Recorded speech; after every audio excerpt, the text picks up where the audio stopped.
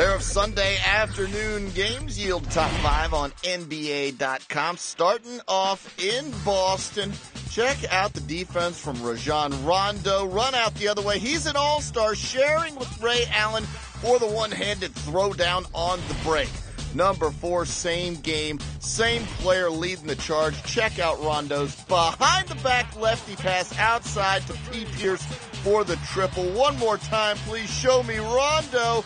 Lovely delivery, and Paul Pierce finishing nicely from range. At number 3, we change games, head up to Toronto, where the Raptors starting backcourt combining on the alley-oop throwdown. That's Jarrett Jack up top to DeMar DeRozan. Jack had 9 assists on the day. Number 2, same game, staying in Toronto.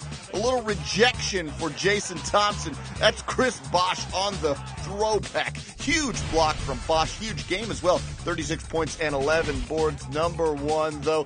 Big men working together. High-low action. Andrea Bargnani inside to Chris Bosh. Number 4 finishing strong at the rack. The Raptors land at number 1 on the top 5.